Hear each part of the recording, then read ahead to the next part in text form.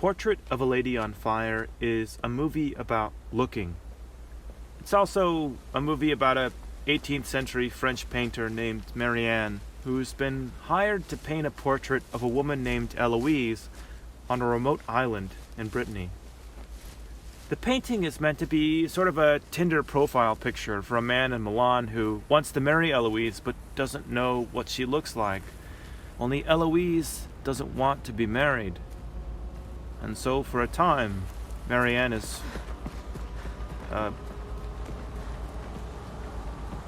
forced to paint Eloise in secret, to observe her without being observed in her observing. So it's a movie about looking, but also about being looked at in return. When Marianne looks, we see. When she turns her head, we see. And we understand through these techniques that we're in her shoes, so that when someone returns her gaze, we feel her feeling of being observed. Shot scales and carefully timed cuts can put us in the shoes of a character, show us what they see to make us observe what they observe, and then see how they feel as they express their reactions. But how do you express feelings that a character seeks to hide? Or thoughts they can't say out loud? How do you express secrets? As always, you should think carefully about where your primary character is directing their attention. When we look alongside them, are we looking at something they care about? Something that inspires them to act? Something that drives the story forward and will leave them changed, maybe forever? It's a tall order, but there is perhaps no more powerful object for a look than someone your primary character feels strongly about.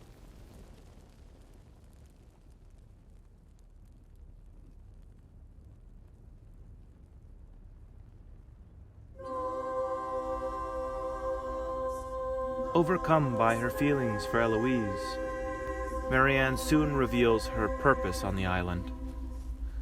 But Eloise has developed feelings for Marianne in return, and so she agrees to sit for a portrait in a bid to keep Marianne on the island. Watch in this scene as the director Celine Sciamma and her editor Julien Lacheray use looks and cuts to express what Marianne thinks but can't say, feels but tries to hide. Je n'arrive pas à vous faire sourire. C'est comme si j'avais l'impression de le faire et qu'il disparaissait. As Marianne looks, we see. La colère finit toujours par gagner. Chez vous, c'est certain.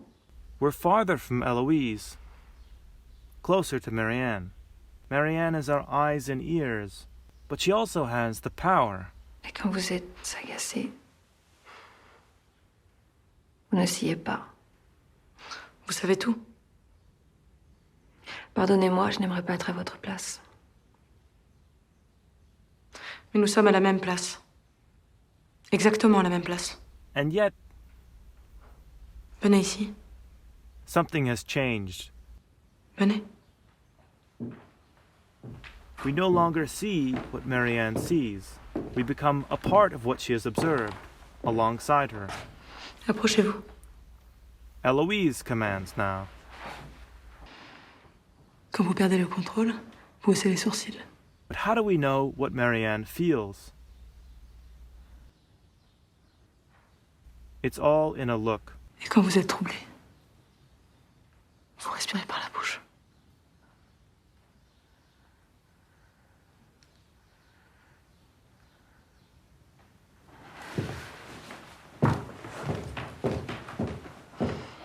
As the scene ends, we move closer to Eloise, and we are farther from Marianne. But are we seeing Marianne through Eloise's eyes? Or are we seeing Marianne as she imagines Eloise to see her?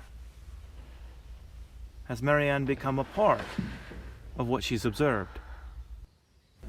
So it's a movie about looking and being looked at, Il ne m'a pas vu. or not being looked at, sometimes. More precisely, it's a movie about the risks of looking. The risk of being seen in return. And the risk that in looking, we will become drawn into what we observe and changed by it. But also the power to do the same.